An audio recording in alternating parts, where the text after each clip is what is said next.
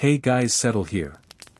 Tonight we began why medieval agriculture preferred failure, and quietly distrusted anything that worked. But before we get started, make sure that you subscribed and comment me where are you watching from. Tonight, we are not talking about bad harvests. Those are easy to explain. Drought, frost, war, locusts, divine disappointment. History has always been very comfortable explaining why things go wrong. Tonight, we are talking about something far more unsettling. The moments when things went right. Quietly. Reliably. Without permission. Because medieval agriculture did not fear failure. It expected it. It planned for it. Failure justified everything. Failure explained hunger. Failure explained obedience. Failure explained why some people owned land and others simply borrowed their lives from it one season at a time. What medieval systems deeply distrusted was not famine, that it was food that didn't panic. Agriculture, in theory, is about growing food. In practice, it was about visibility, predictability, and control. Fields were not just places where crops grew. They were stages. Places where labor could be seen, measured, counted, and corrected. A good field looked busy. It showed effort. It showed struggle. It reassured anyone passing by that the social order was intact. Crops that demanded constant attention were ideal. They needed plowing. They needed sowing. They needed weeding. They needed watching. They failed loudly when neglected. And loud failure was useful. When a crop failed dramatically, people panicked. Panic drove obedience. Panic sent peasants to granaries, to lords, to monasteries, to anyone who claimed to stand between hunger and survival. Quiet success, on the other hand, caused problems. A plant that grew without care did not create urgency. A plant that survived poor soil did not encourage dependence. A plant that came back year after year without ceremony reduced fear. And fear, historically speaking, has always been an important crop. Medieval agriculture was not designed to eliminate hunger. It was designed to manage it. This is why so many successful plants were treated with suspicion. Not because they were dangerous. But because they were uncooperative. Plants were supposed to behave. They were supposed to grow where they were told. They were supposed to fail when conditions were bad enough to justify authority. But some plants refused to perform this role. They grew in bad soil. They tolerated cold. They ignored drought. They survived neglect. They did not respond appropriately to hardship. And when people noticed this, they adapted faster than the system could tolerate. A peasant who could rely on food that did not require constant labor was a peasant with time. Time to repair. Time to rest. Time to notice things. Time has always made systems nervous. The most trusted crops were the ones that made hunger visible. Grain was perfect for this. Grain demanded land. Land demanded ownership. Ownership demanded hierarchy. Grain failed dramatically. When wheat failed, everyone knew. When barley failed, panic spread quickly and conveniently. Grain also stored well, but only in large quantities, in centralized places, behind doors that could be locked and guarded. This made grain controllable. Root crops that hid underground were less polite. Wild greens that appeared without invitation were worse. Perennial plants that returned year after year without asking were practically offensive. Agriculture was supposed to remind people that survival was fragile. Some plants disagreed. These plants were rarely banned outright. Bans are noisy. Noise invites attention. Instead, they were reframed. They were called weeds. Rustic. Unfashionable. Medicinal rather than culinary. Food for desperate times. Desperation, after all, is easy to discourage. If a plant was associated with poverty, people avoided it even when it worked. If it was associated with illness, people tolerated it only briefly. If it was associated with the past, people were encouraged to move on. And slowly, very useful things vanished. Not because they failed, but because they succeeded without reinforcing the right lessons. Medieval agricultural manuals did not celebrate ease. They celebrated labor. Hard work proved virtue. Struggle proved obedience. Yield without suffering raised uncomfortable questions.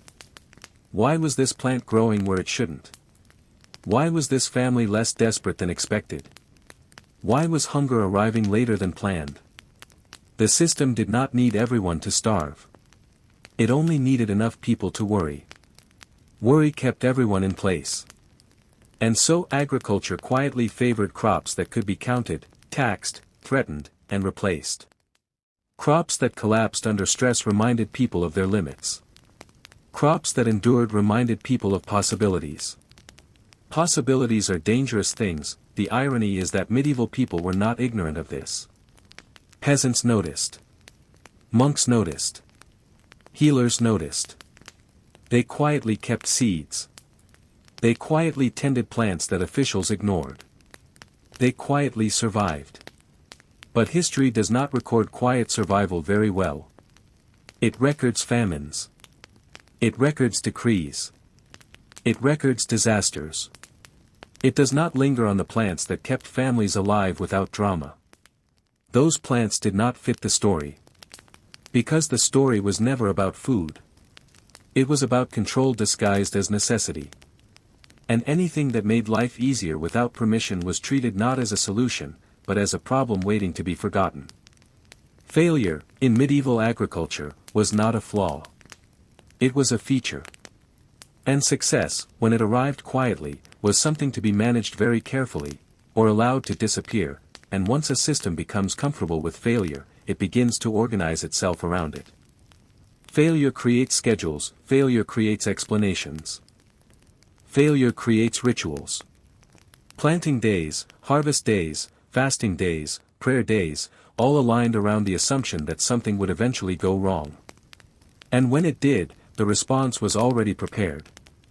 Grain would be released sparingly. Obligations would be reinforced gently but firmly. Gratitude would be encouraged. A successful crop that required little intervention disrupted this rhythm. Because rhythm was everything. Medieval life moved to the pace of agricultural anxiety. The seasons were not simply changes in weather. They were emotional cycles. Hope in spring. Unease in summer. Fear in autumn. Relief, or collapse, in winter. A plant that softened those emotional swings was not helpful.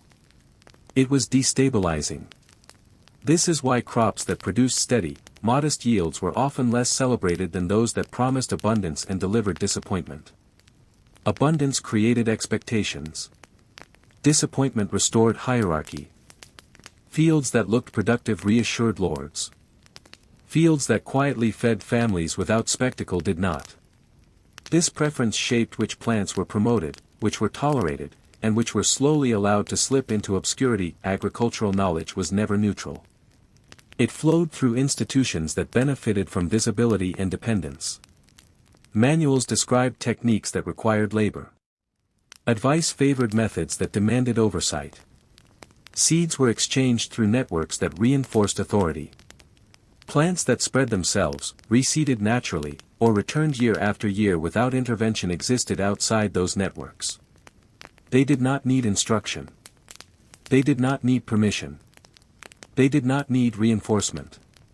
Which made them unteachable in the traditional sense. A peasant who learned that food could appear without constant toil learned something far more dangerous than how to eat. They learned that survival was not always transactional. Transactional survival is easy to govern. You work, you produce, you owe. But when survival becomes partially independent, the equation loosens. Not completely. Just enough to introduce flexibility. And flexibility has always been the enemy of rigid systems.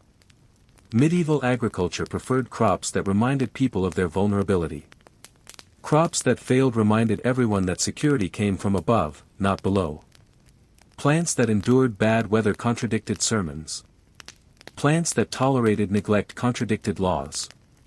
Plants that fed people quietly contradicted fear. And fear was productive. This is why resilience was often reframed as disorder. A plant that grew too freely was wild. A plant that spread too easily was invasive. A plant that resisted classification was suspicious. The language mattered. Once a plant was labeled unruly, its usefulness became irrelevant. It no longer fit the story of civilization progressing neatly from chaos to order. Order required effort. Effort required supervision. Supervision required justification. And so agricultural systems subtly leaned toward crops that made supervision feel necessary. This bias did not require conspiracies. It did not require meetings or secret plans. It emerged naturally from incentives. Officials liked crops they could see. Landowners liked crops that tied people to land. Institutions liked crops that failed loudly enough to require intervention. Everyone involved was acting rationally within the system. The plants were the irrational ones. They refused to starve properly. They refused to collapse on schedule. They refused to teach the right lessons. Over time, this shaped what future generations remembered as normal food. People assumed that difficulty was natural. That hunger was inevitable. That abundance required suffering. Plants that contradicted these assumptions were quietly pushed aside. Not destroyed. Just forgotten. And forgetting is more effective than banning. Because forgotten things don't inspire resistance. They don't gather defenders. They don't leave records of conflict. They simply fade. Medieval agriculture excelled at making certain forms of success invisible. The fields that mattered most were the ones that could be inspected. The harvests that mattered most were the ones that could be measured. The shortages that mattered most were the ones that justified action. Quiet nourishment did not register. It happened in gardens, margins, edges, places history rarely looks. Along walls. Near homes. In soil no one bothered to claim. These were not failures of the system. They were blind spots. And blind spots can persist for centuries. As generations passed, the knowledge of these plants became fragmented. Remembered as remedies rather than meals. As folklore rather than agriculture. As something old people mentioned without enthusiasm. New crops arrived with promises of improvement. Higher yields. Better markets. Greater control. They required fertilizer. They required tools, they required coordination. They failed spectacularly when conditions turned bad. Which made them perfect. Because when failure arrived, it arrived universally. Everyone felt it. Everyone responded the same way. Uniform suffering is easier to manage than uneven resilience. Uneven resilience creates questions. Why is that household coping better? Why did hunger arrive later there? Why does that family seem calm? Calmness has always been unsettling to authority. Medieval agriculture did not need everyone to struggle equally. It needed struggle to remain visible and predictable. Plants that flattened the emotional landscape disrupted that predictability. And so the system gently nudged itself toward crops that kept anxiety alive. Not constantly. Just enough. Enough to ensure dependence. Enough to justify control. Enough to maintain the narrative that survival required oversight. This is why so many agricultural advancements replaced reliability with yield.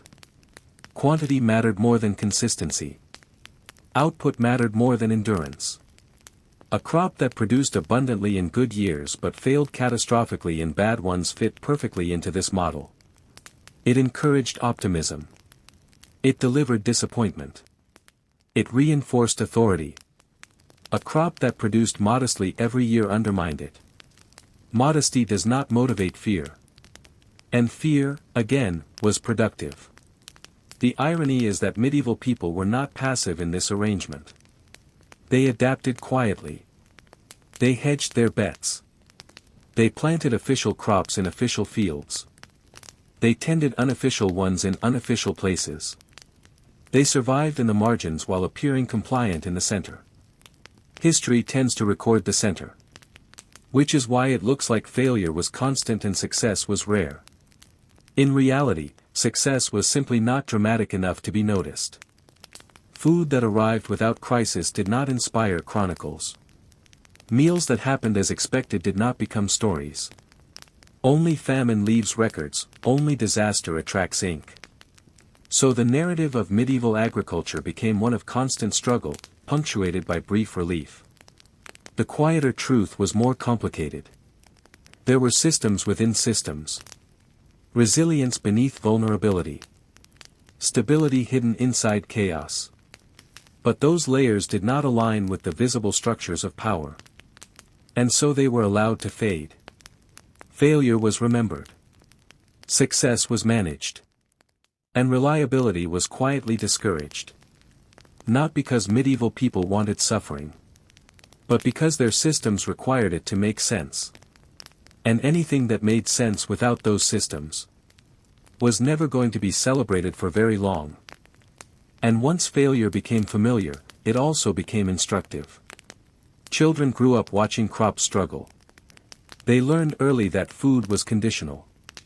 That survival depended on weather, favor, obedience, and timing.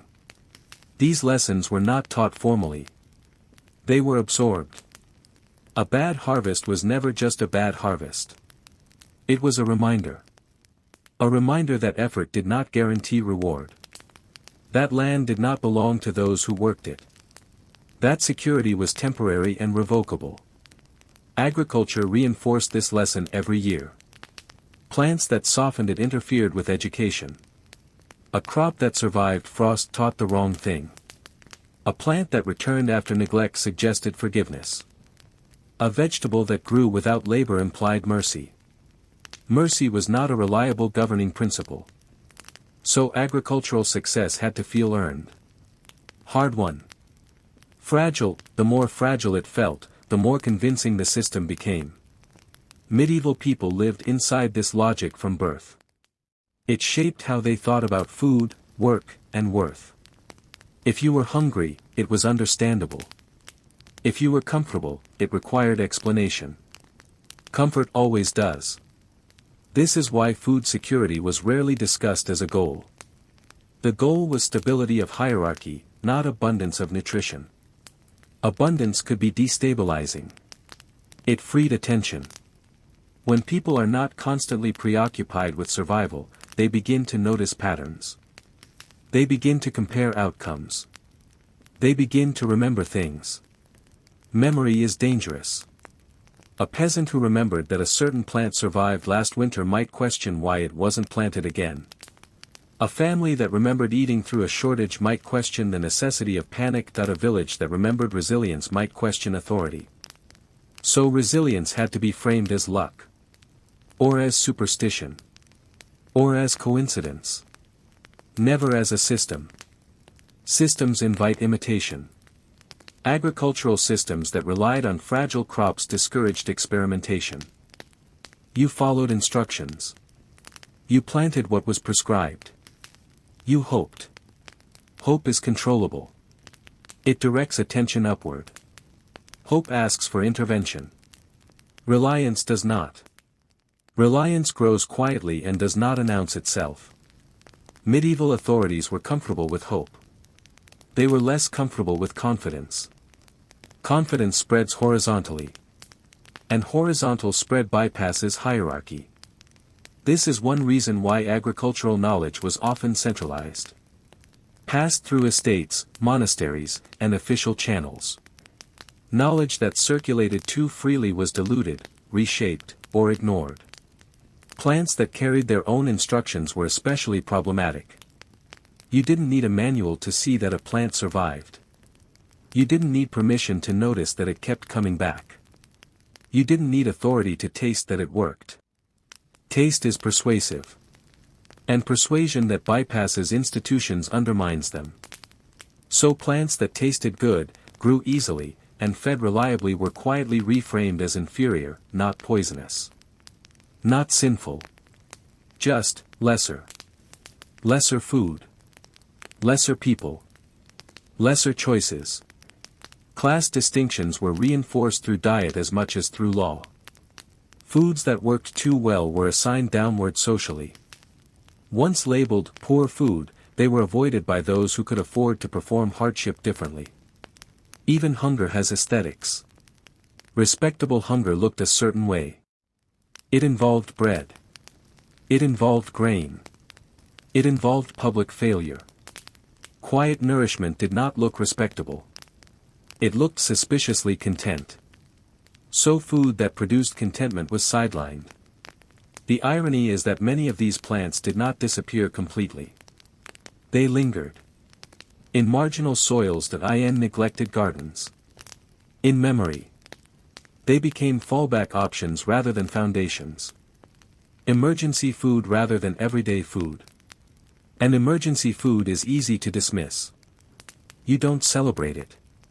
You don't invest in it. You don't improve it. You wait for something better to replace it. Better usually meant more demanding. More demanding crops justified more labor. More labor justified more oversight. More oversight justified more power.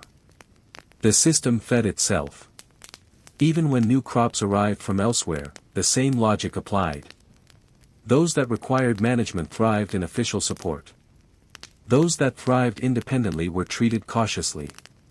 Dependence scaled well. Resilience did not. This preference shaped not only what people ate, but how they understood effort itself. Hardship became proof of virtue. Ease became evidence of laziness. Plants that made life easier threatened that moral economy. If food could be grown easily, what did that say about suffering? If survival did not require constant strain, what did that say about obedience? So strain was normalized. Difficulty was praised. Failure was explained as natural. Success without struggle was dismissed as unnatural. And so medieval agriculture quietly aligned itself with fragility. Not because fragility was inevitable, but because it was useful. It created urgency. It reinforced hierarchy. It justified intervention. And over time, it shaped expectations so deeply that even those who benefited from resilience often did not trust it. They used it quietly. They did not advertise it. They did not pass it on openly. Which is how systems survive.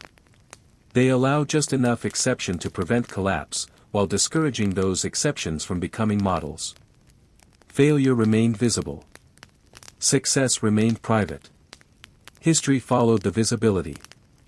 Which is why, centuries later, medieval agriculture looks like a story of constant struggle, interrupted by innovation. In reality, it was a landscape of quiet competence layered beneath official fragility. But quiet competence does not leave monuments. It leaves meals. And meals disappear. And taxation is where this preference for failure becomes impossible to ignore. Taxes require certainty. Certainty requires visibility. Visibility requires crops that behave predictably enough to be counted, but not so predictably that they remove fear. Grain was ideal for this balance. You could see it growing. You could measure the field. You could estimate the yield. And when it failed, you could still collect obligations based on what should have happened rather than what did. Failure did not erase debt. It reinforced it. A bad harvest meant payment was still owed, just deferred, compounded, or extracted in labor instead of food. Hunger became leverage. But plants that grew outside fields disrupted this mechanism. A household that supplemented grain with resilient crops reduced its visible dependence. A village that foraged or relied on perennial food blurred the line between scarcity and survival. A community that quietly ate through shortages without collapsing undermined the narrative that intervention was necessary. This made taxation feel arbitrary rather than inevitable. And inevitability is essential to authority. So agricultural systems subtly favored crops that centralized risk, centralized risk creates collective vulnerability. Collective vulnerability creates compliance. Dispersed resilience does the opposite. It fragments dependence. It allows survival to happen unevenly. It creates quiet pockets of autonomy. Autonomy is difficult to tax. Which is why marginal food sources were rarely acknowledged officially.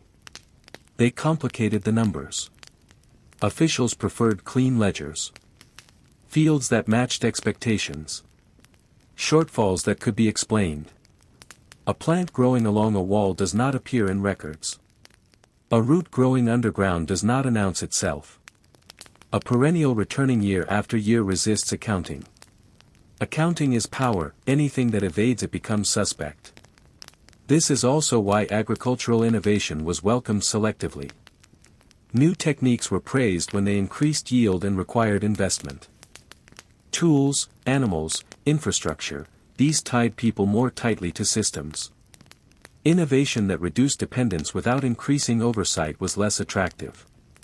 A better plow was celebrated. A better weed was not. Because a better plow still needed land, animals, repairs, and permission. A better weed just needed to exist. Existence without permission is uncomfortable for structured systems. So resilience was allowed only when it could be owned. Owned resilience reassures power. Unowned resilience unsettles it. This pattern extended beyond food. Anything that reduced the need for mediation was treated cautiously. Local remedies. Shared tools. Informal knowledge. Food was simply the most sensitive domain because it intersected directly with survival. A hungry population is predictable. A fed population is observant. Observation leads to comparison, comparison leads to questions. Why does this fail every few years? Why do we plant things that die easily? Why does survival feel deliberately difficult? These are not questions systems enjoy. So the answers were preemptively shaped. Failure was described as natural. Ease was described as suspicious. Resilience was described as accidental. Accidents are not reproducible. Systems are. By framing success as luck rather than design, medieval agriculture discouraged imitation. If a family survived a bad year comfortably, it was fortune, not method. If a village endured without famine, it was blessed, not prepared. Blessings cannot be taught. Preparation can. So preparation was downplayed. Instead, the culture leaned into rituals that acknowledged helplessness. Prayers for rain. Fast days, processions. These rituals reinforced the idea that outcomes came from above, not from choices made below. Plants that contradicted this worldview, by simply growing regardless, felt irreverent. They did not wait for prayers. They did not respond to sermons. They did not require permission. They existed. Existence without deference is unsettling. Over time, people internalized this logic. They distrusted easy solutions. They expected hardship. They associated effort with morality. A crop that required little effort felt undeserved. Undeserved success is one of the most uncomfortable ideas a society can entertain. So it was explained away. That plant was only good in bad times. That food was only for the poor. That method was outdated. Progress, after all, should feel difficult. Progress that feels easy invites suspicion. This mindset survived well beyond the medieval period.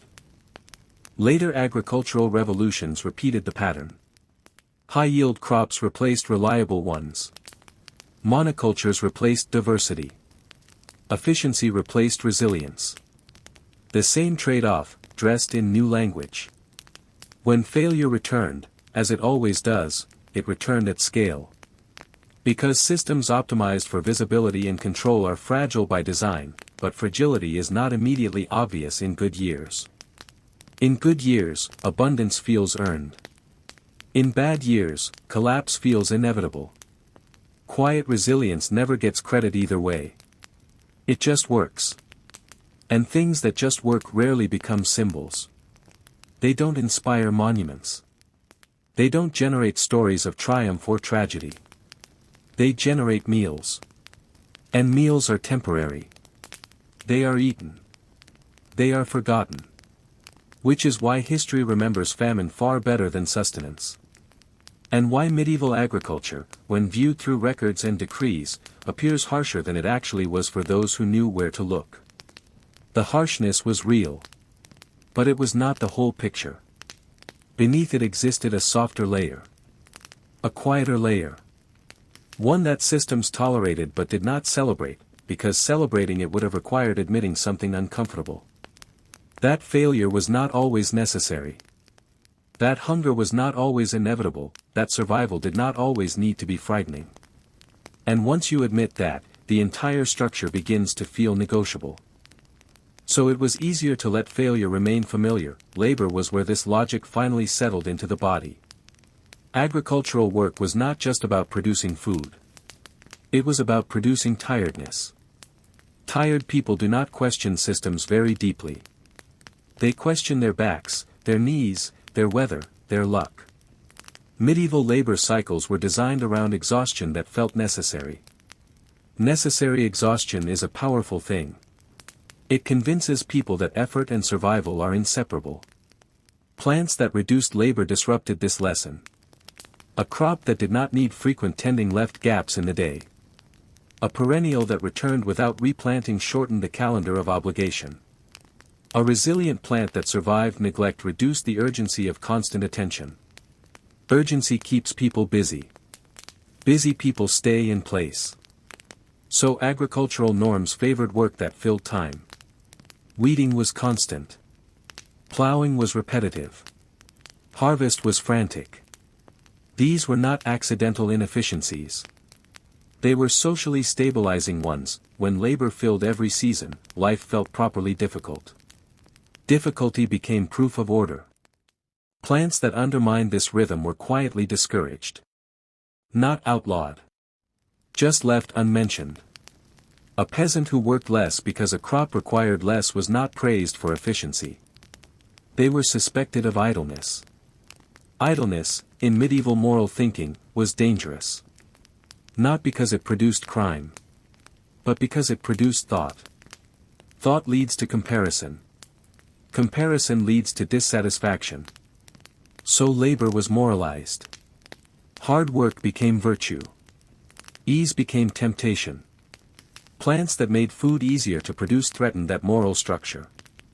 If survival required less labor, then what justified the endless cycles of toil? Better not to ask. Instead, the narrative insisted that labor itself was the point. That suffering refined the soul, that effort was its own reward. This made failure easier to accept. If crops failed, at least people had worked hard. If harvests were poor, at least virtue had been demonstrated. Success without struggle disrupted this comforting logic. It suggested that suffering was optional. Optional suffering undermines systems built on endurance. So medieval agriculture subtly aligned itself with crops that demanded visible, exhausting work. Fields became places of performance as much as production. You could look at a field and see obedience. Bent backs. Slow movement. Repetition. This visibility reassured those who did not work the fields themselves. It confirmed that the world was functioning as expected. Plants that hid underground or grew in neglected spaces removed labor from view. Invisible labor feels like no labor at all. And no labor feels like cheating. So crops that allowed survival without visible effort were framed as inferior, marginal, or improper. They were tolerated in emergencies. But not encouraged as norms. Emergency exceptions do not threaten systems. Norms do. This distinction mattered. A plant eaten during famine was acceptable. A plant eaten during normal times was questionable. Normal times were defined by labor. If you were not visibly laboring, something was wrong. This thinking shaped how people judged each other. A family that appeared less exhausted invited scrutiny. A household that did not seem desperate enough raised eyebrows. Survival that looked comfortable was suspect.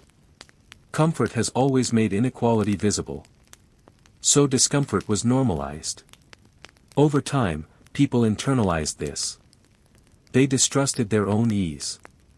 They felt guilty when things worked smoothly.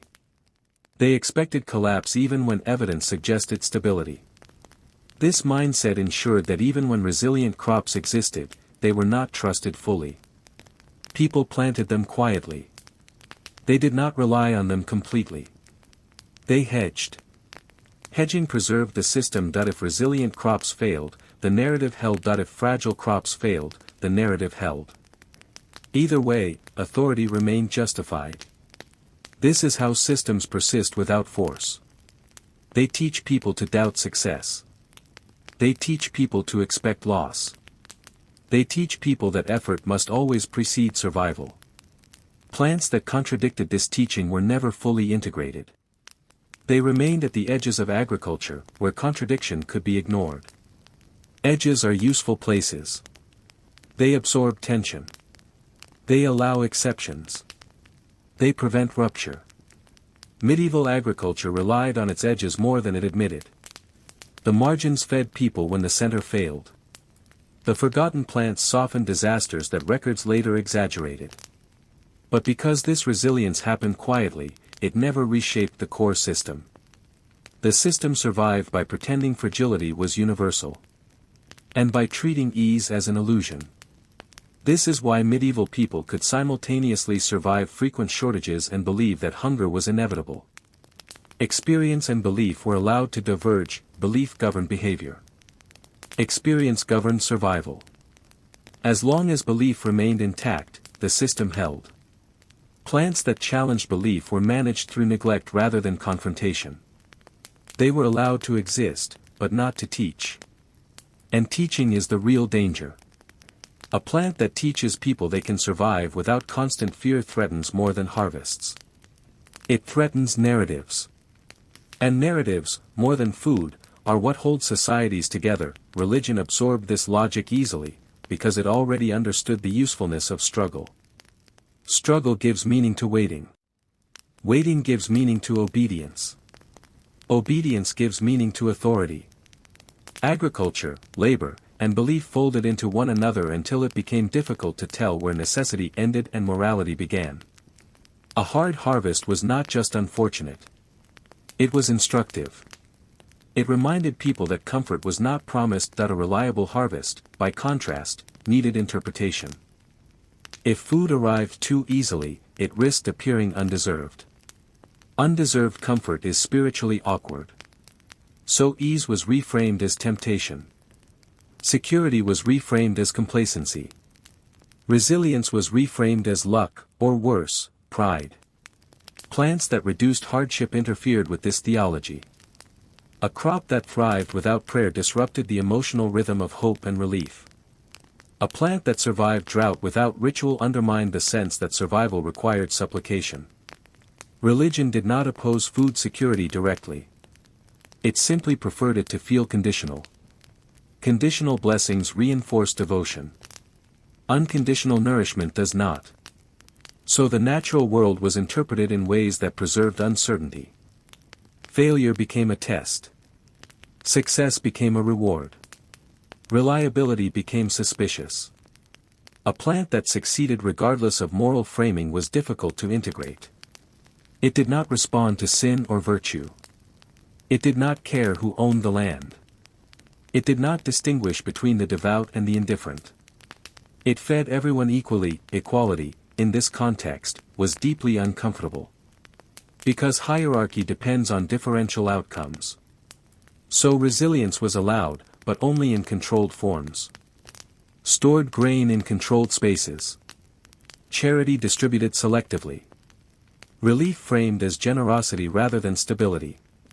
Plants that provided relief automatically bypassed this structure. They did not need intermediaries. Intermediaries are where power lives. This is why monasteries could grow resilient crops behind walls while discouraging their widespread adoption outside. Inside the walls, resilience reinforced institutional authority. Outside, it diluted it. The same plant could be acceptable or problematic depending on who controlled it. Control, not effectiveness, was the deciding factor. Over time, this shaped cultural memory. People remembered famines vividly. They remembered relief selectively. They remembered survival as an exception, not a pattern. Stories lingered on hardship because hardship aligned with belief. Ease felt like a footnote. Even when people lived through years of relative stability, they expected collapse. Expectation shaped preparation.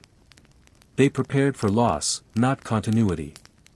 Continuity feels unnatural in systems trained on disruption. So agricultural planning favored short cycles. Annual planting. Annual anxiety. Perennials disrupted this rhythm. They suggested endurance. Endurance implies foresight. Foresight implies agency. Agency implies choice. Choice undermines inevitability. So inevitability was preserved. Medieval calendars reinforced this. They were filled with reminders of limitation. Fast days. Lean seasons.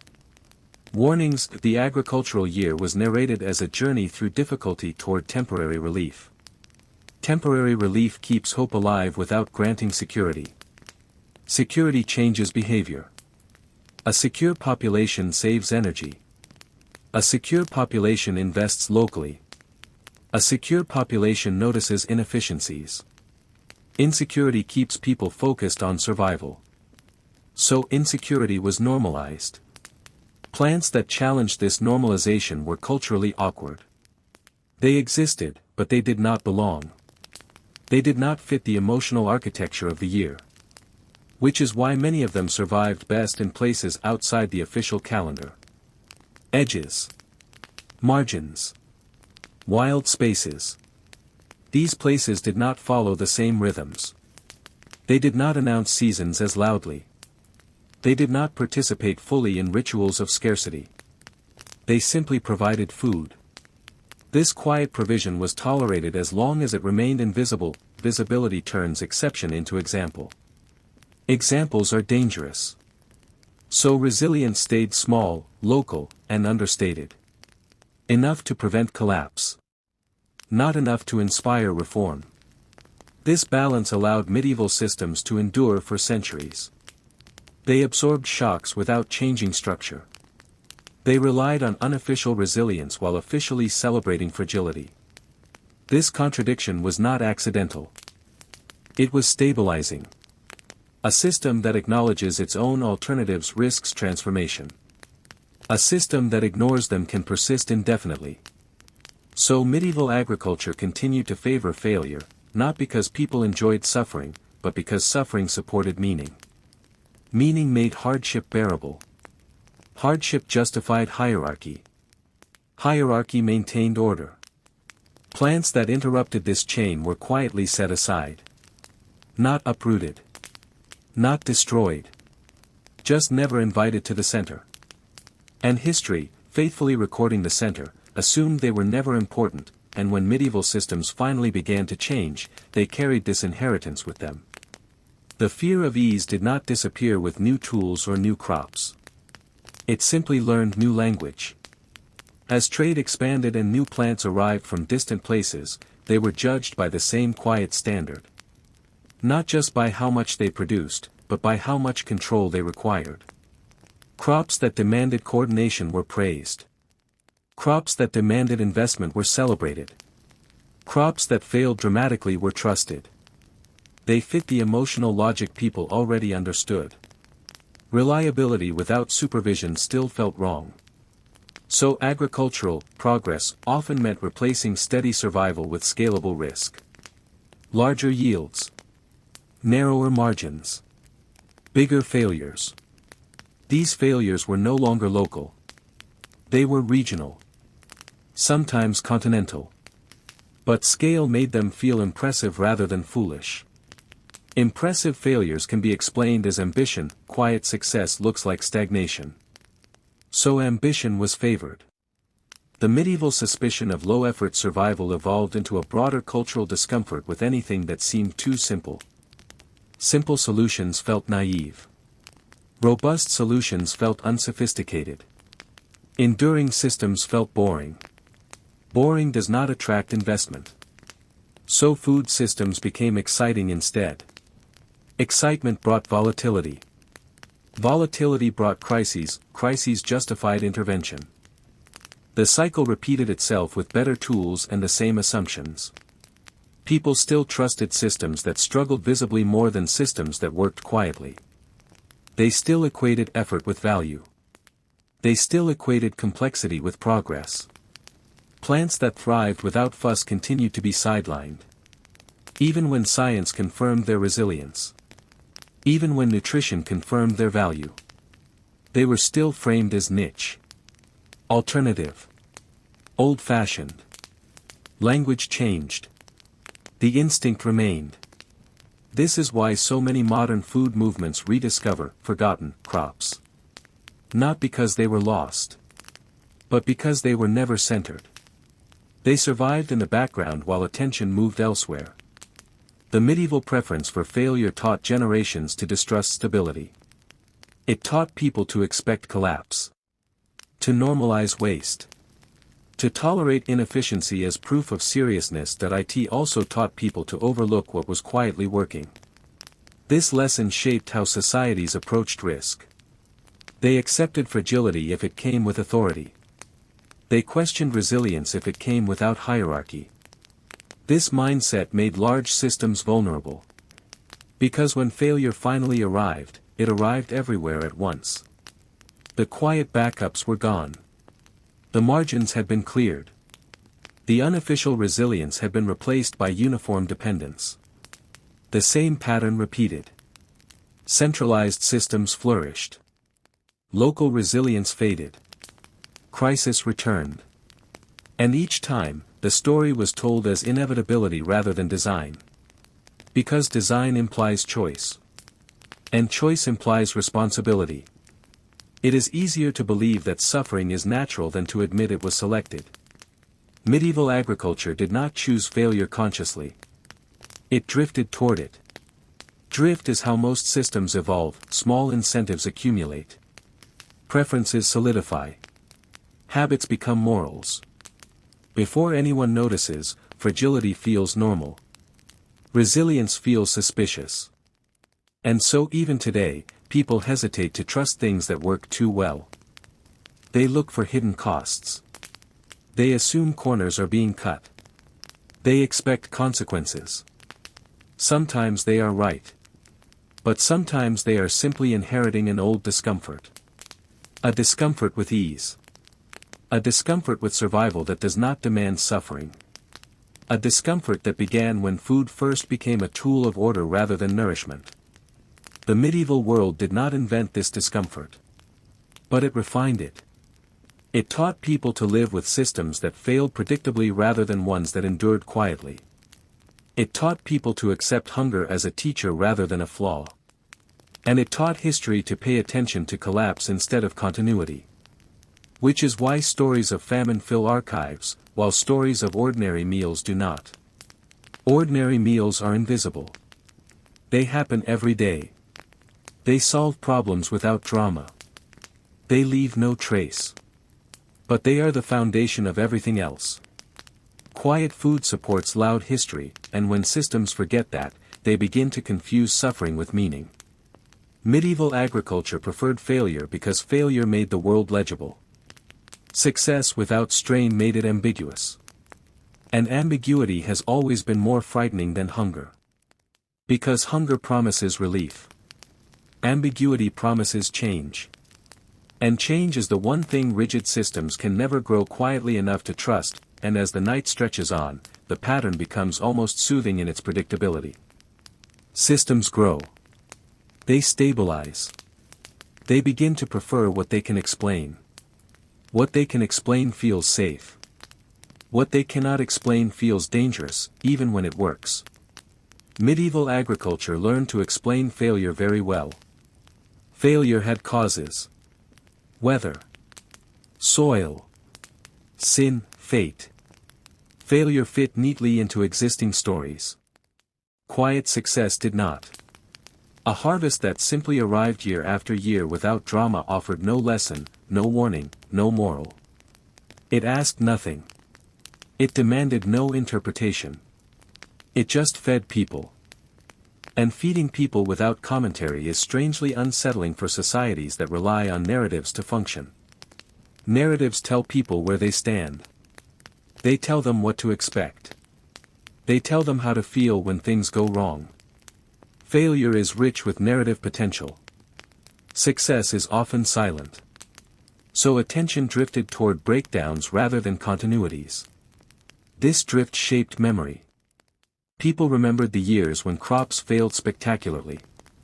They forgot the years when meals were unremarkable.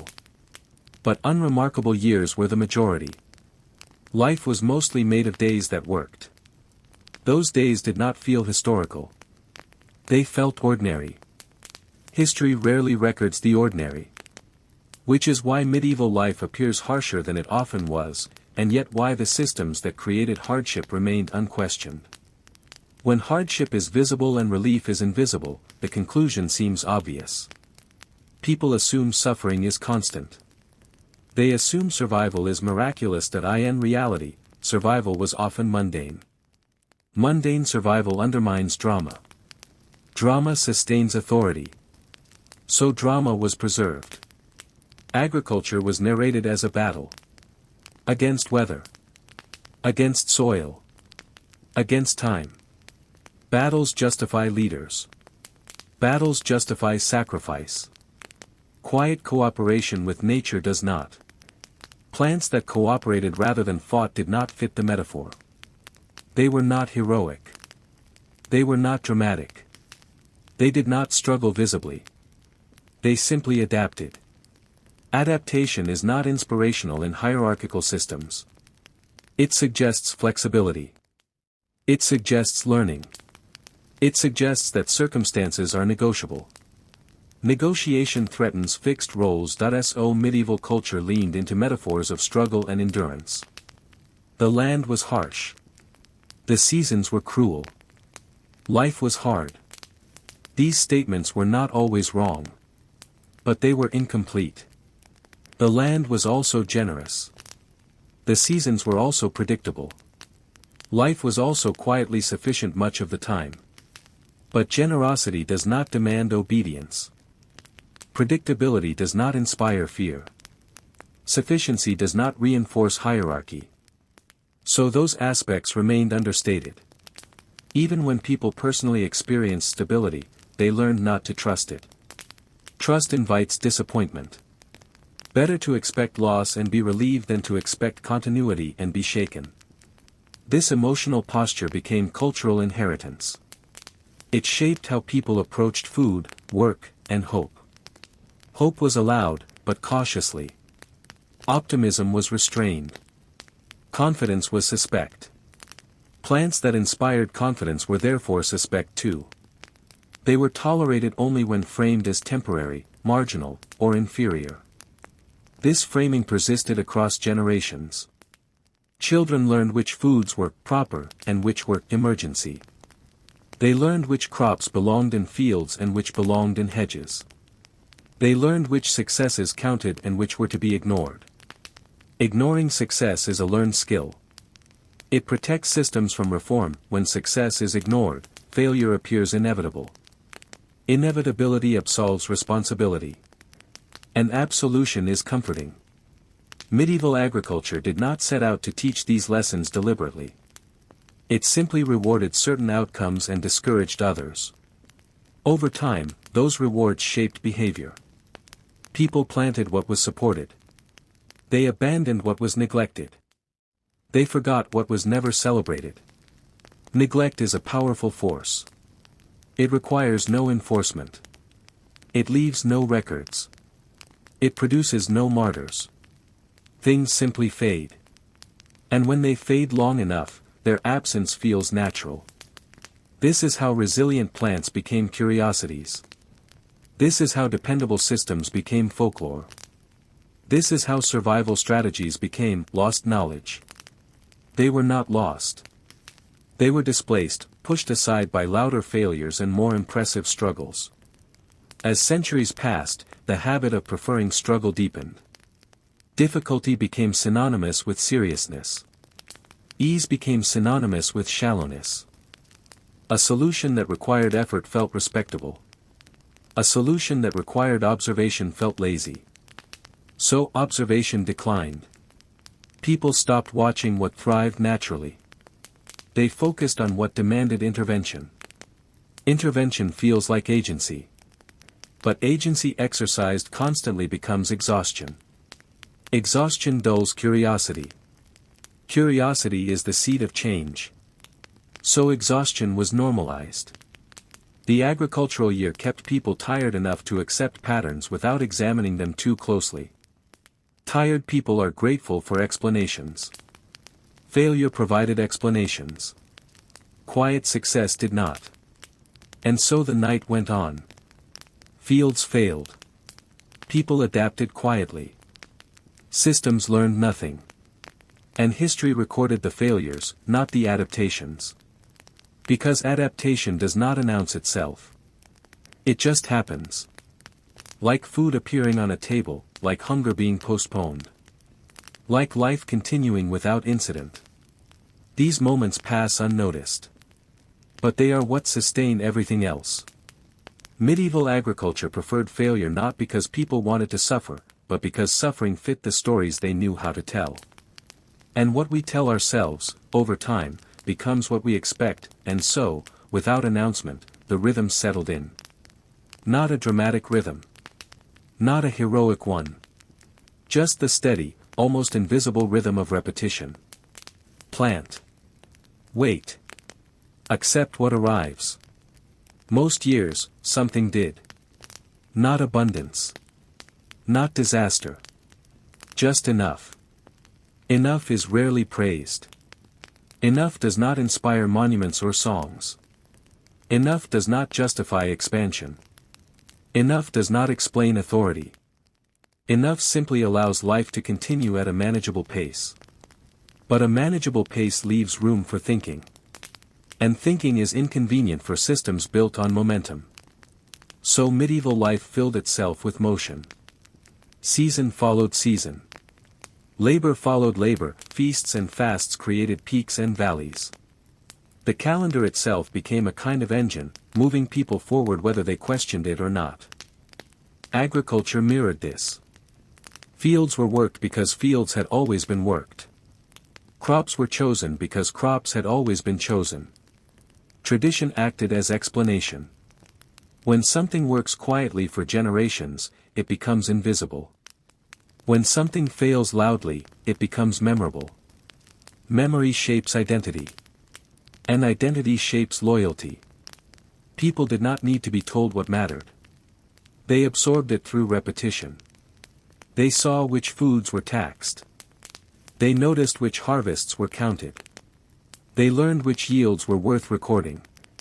Records confer legitimacy. Unrecorded survival remains unofficial. So plants that fed families without passing through official channels never fully existed in the eyes of history.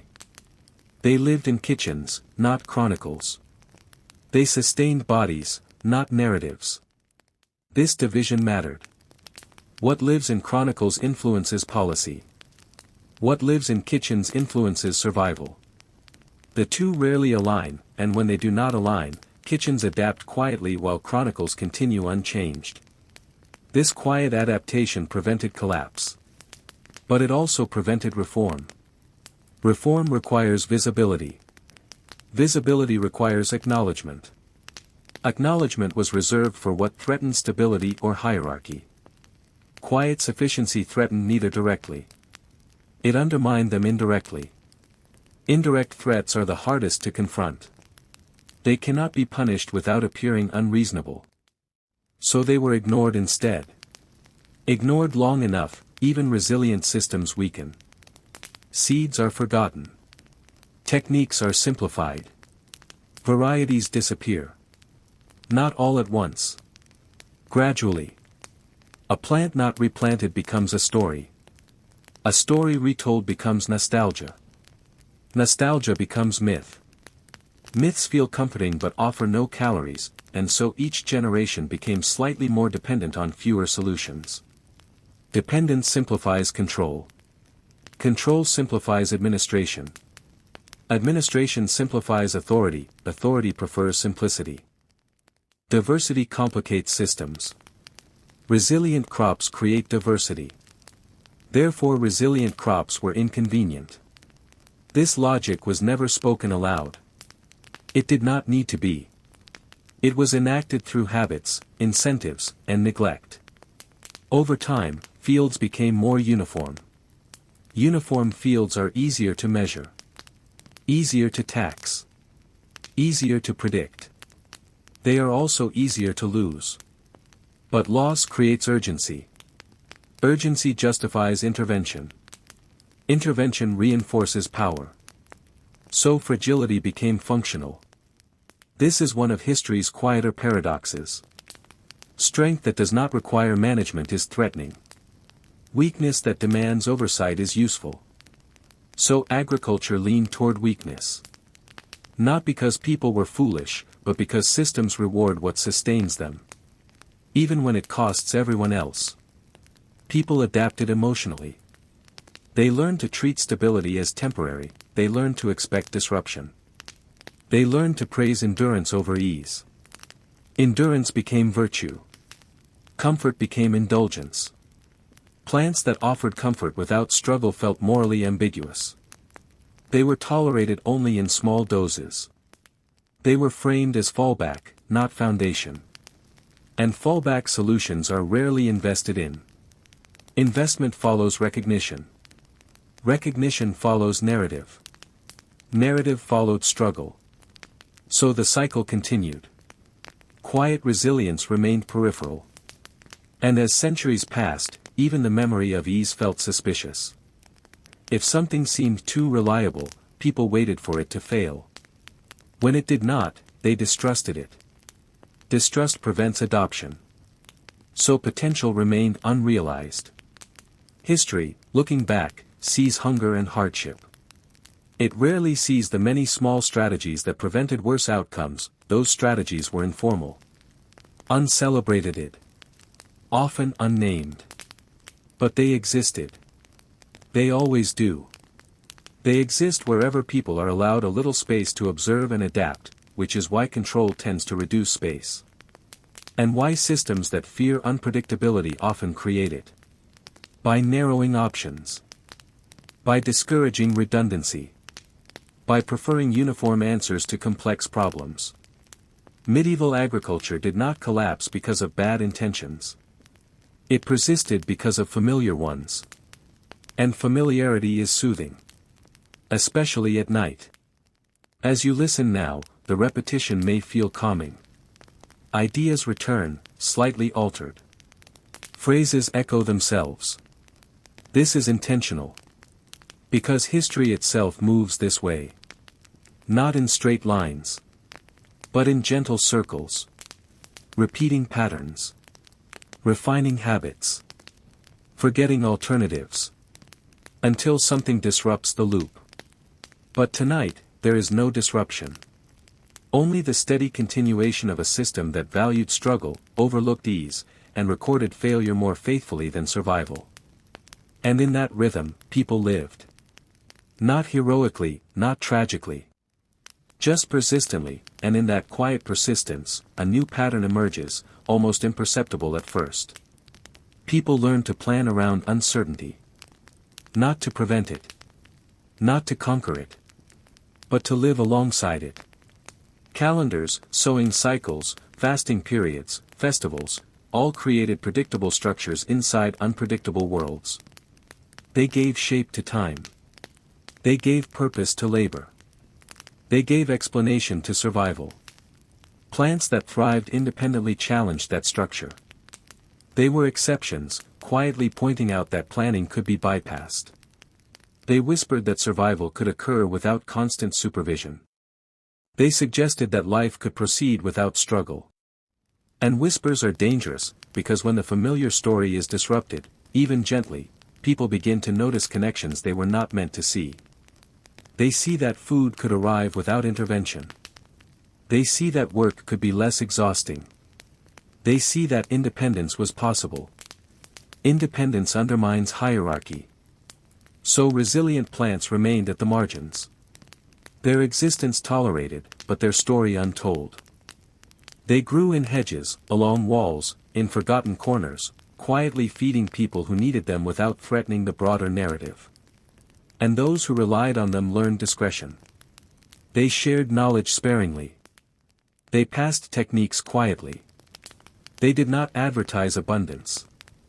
They did not challenge official narratives. Silence became part of survival. Silence protects. Silence preserves. Silence allows systems to persist while individuals adapt. In this quiet, people cultivated skills beyond agriculture. They observed micropatterns of soil, sun, and water. They noticed which plants tolerated neglect.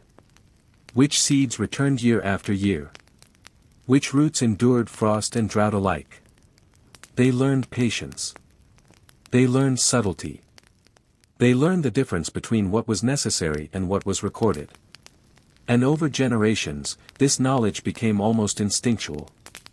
It did not appear in chronicles or tax rolls that it did not justify monuments. It survived in habits, stories whispered at the fire, and meals prepared without ceremony. These quiet lessons shaped medieval resilience more than any law or decree. They created communities that could endure famine without collapsing entirely. They allowed people to survive where the official narrative suggested they should fail. And yet, the world outside continued to value spectacle. Failure remained newsworthy.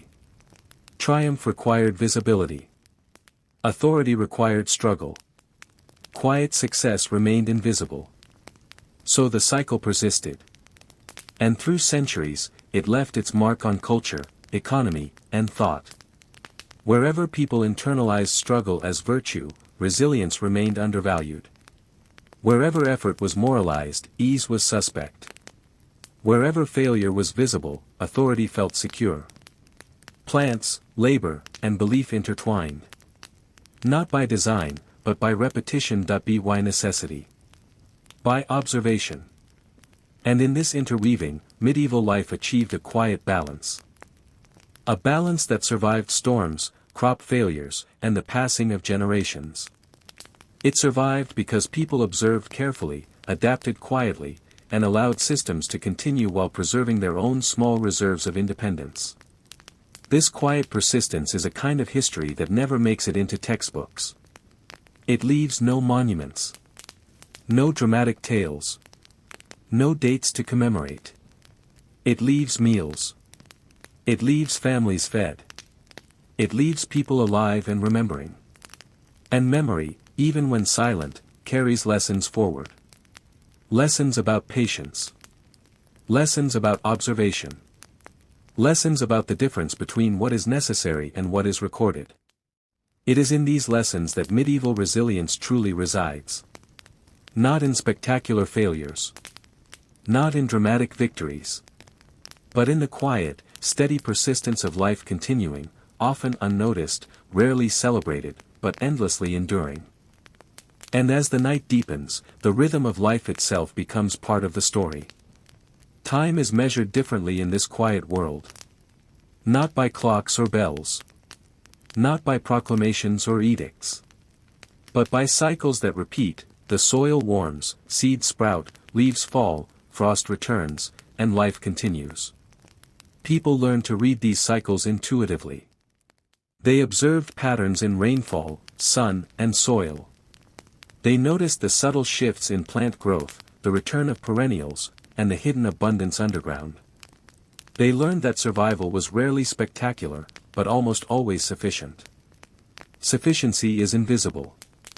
It leaves no trace. It leaves no song. It leaves no court record. And yet, sufficiency sustains everything. The quiet lessons of sufficiency shaped relationships between people, land, and authority. Those who noticed these lessons, farmers, peasants, healers, cooks, adapted to scarcity without panic. They learned to preserve seeds, to rotate crops informally, to forage intelligently. They passed knowledge down through generations, not through decrees, but through observation and habit. Meanwhile, official structures continued to focus on spectacle. Large fields, taxed grain, visible labor, and dramatic failure remained central to the story. Failure was public. Sufficiency was private. This duality defined medieval life. The public face of agriculture emphasized struggle, control, and hierarchy. The private face relied on resilience, observation, and quiet innovation. People became skilled at navigating both worlds. They worked in the fields that were measured. They cultivated the marginal plants that were ignored. They obeyed the calendar of hardship while secretly preparing for stability. The lesson was subtle but powerful: survival often exists in what is overlooked. Authority thrives on what is visible. Resilience thrives where it is unseen. Even the language of the time reflected this tension. Words for abundance often implied rarity or divine favor. Words for scarcity implied necessity and morality. Words for reliable, quietly productive things were few, undervalued, or absent. Knowledge became coded. Techniques passed in whispers. Harvest strategies were shared selectively. Food that grew with minimal attention was appreciated silently, not celebrated publicly. This quiet practice allowed communities to endure crises without collapsing. They survived plagues, harsh winters, raids, and poor harvests. They endured because they understood the subtle rules of survival: observe, adapt, preserve, and repeat. Even as centuries passed and new crops, tools, and systems were introduced, these lessons persisted. People still knew which plants could be trusted, which fields could be relied upon, and which failures were predictable. They still maintained hidden reserves of knowledge that official records ignored. History, looking backward, rarely notices these quiet adaptations. It highlights famine, revolt, and dramatic change. It rarely records the ordinary work of keeping people fed quietly, year after year, but it is in the ordinary, unrecorded actions that resilience truly lives. In the hedgerows, along walls, in forgotten corners, people nurtured life quietly. They preserved seeds, shared food, and learned to endure without fanfare. And through this quiet endurance, the medieval world continued, generation after generation. Not spectacularly. Not heroically. Just steadily. And it is this quiet persistence, the uncelebrated continuity, that ultimately defines survival in the medieval landscape. And so, night after night, season after season, life moved quietly, shaped less by proclamations and more by observation. People came to understand that survival was not about spectacle. It was about patience. Observation, small adjustments made consistently over time. The rhythm of existence, the cycles of sowing, growth, decay, and harvest, became internalized. People learned to anticipate shortages without panic. They learned to appreciate plants that persisted quietly, year after year, even when the world celebrated only dramatic growth. This quiet knowledge influenced not just food, but social structures. Families relied on each other in subtle ways. Neighbors shared seeds and techniques, sometimes without official permission. Trust, loyalty, and discretion became as important as skill. They were the hidden infrastructure that supported life in a world that formally measured only visible labor. Children learned early. They watched which plants returned reliably. They noted which crops survived neglect, drought, or frost. They absorbed lessons about patience, timing, and subtle care. They understood, often before adults articulated it, that some of the most important things were also the least visible. Monasteries codified some of this knowledge, but selectively. They grew resilient crops behind walls. They recorded medical benefits. They praised labor and observation. But the monks could not, or did not, share every insight with the broader population. Knowledge, like food, was controlled. And yet, life found a way around control. Hedges, roadsides, abandoned lots, and forgotten corners became quiet reserves of sustenance. Plants that were considered weeds or minor herbs continued to feed people, sometimes in secret, sometimes openly, but always outside the formal narrative. This hidden network of resilience shaped the daily experience of medieval life. It was practical, not moral. It was efficient, not dramatic. It allowed communities to endure hardship that would have broken less attentive societies. And yet, this endurance rarely appeared in chronicles. It was considered ordinary. It left no monuments. It produced no songs. It worked in silence. The medieval world, therefore, existed in dual realities. The visible, dramatic, ordered, hierarchical, measured. The invisible, resilient, adaptable, decentralized, quiet. Both were necessary. Both coexisted uneasily. Authority relied on visibility. People relied on invisibility. In the intersections of these realities, survival persisted. Not spectacularly. Not heroically. Just persistently. And over centuries, these patterns became ingrained. Cultural expectations reinforced struggle. Work became moralized. Ease was suspicious. Resilient plants were overlooked. Quiet efficiency was undervalued. Yet, despite this, life endured. Communities thrived in subtle ways. People learned to read the land. They learned to trust experience over record. They learned to preserve what was essential quietly. And in this quiet, they found security, even if history forgot it. The lesson is enduring. The most vital systems are often invisible. The most important resilience often goes uncelebrated. The quiet, persistent work, the patience, the observation, the small adjustments, supports life in ways that spectacle cannot. Even when history emphasizes failure, struggle, and collapse, the truth of endurance lies in what continues unseen, and so the quiet work continued, season after season, year after year, almost unnoticed, almost unremarked, but endlessly persistent. Life in medieval Europe was a conversation between the seen and the unseen, the recorded and the lived, the celebrated and the practical. Fields were inspected. Grain was counted. Labor was measured. But behind walls, along paths, in hedgerows, in corners of forgotten gardens, the world breathed quietly, feeding people in ways that no one formally acknowledged. This hidden work shaped perception. It trained people to observe subtle cues.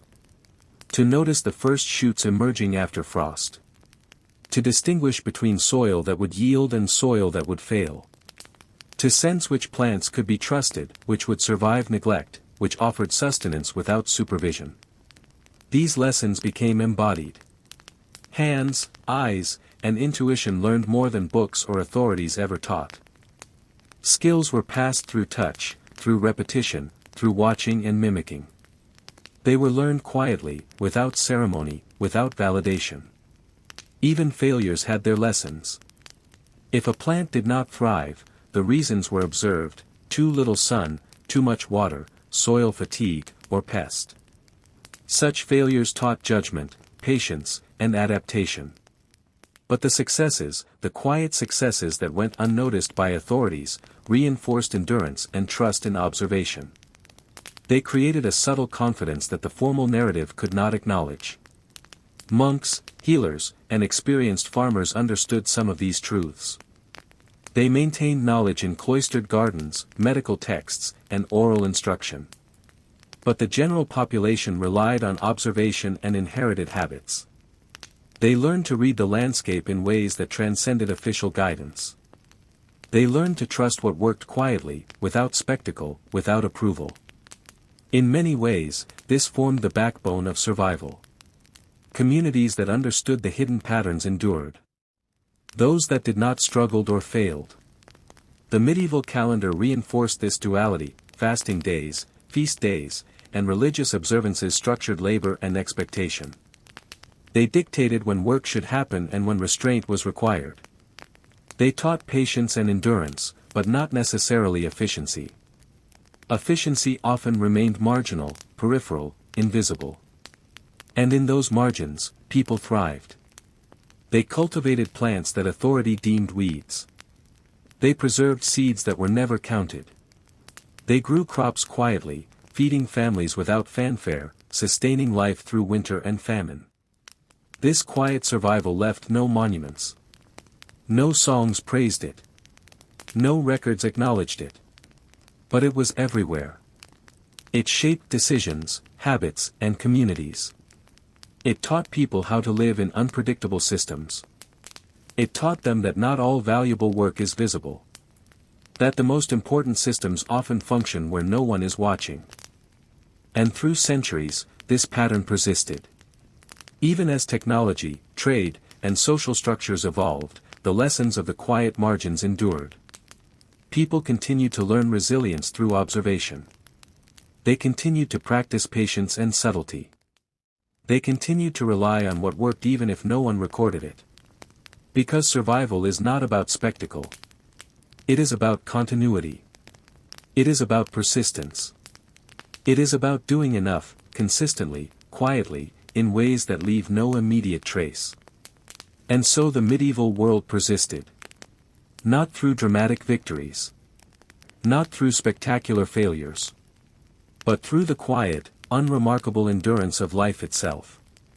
And it is in this endurance, silent, patient, invisible, that the deepest truths of survival reside, and so the cycles continued, quiet, steady, unremarkable to the casual observer, but profound to those who paid attention.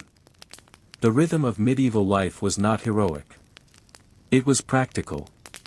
It was measured in soil turned, seeds saved, fires stoked, water carried, and meals prepared. It was measured in subtle observation, noticing that a plant thrives in one corner, that the frost is coming earlier this year, that the soil holds moisture longer in certain areas. People learned to anticipate, not control. They learned that the land has its own memory. That crops repeat patterns. That resilience often hides underground, in roots, seeds, and in quiet adaptations. This knowledge was invisible, yet essential. It shaped behavior, reinforced community bonds, and preserved life in ways that no official record could acknowledge. It was survival written in habits, not laws. In continuity, not spectacle. In observation, not decree. The work of survival was largely invisible, feeding a family through the margins, maintaining seed stocks, preparing storage pits, adjusting planting times. All of this happened quietly. These actions were unrecorded, uncelebrated, but they were essential. And because they were quiet, they also taught discretion. People learned to rely on each other without drawing attention. They learned to share knowledge carefully. They learned that some successes are dangerous if they become too visible.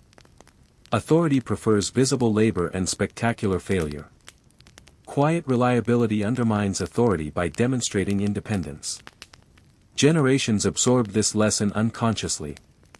Children learned to value subtlety over spectacle. They learned patience, foresight, and observation. They learned that the most important truths are often invisible. Over time, this pattern shaped more than agriculture. It shaped social behavior, hierarchy, and cultural memory. Communities internalized the preference for visible struggle. They normalized hardship. They understated success.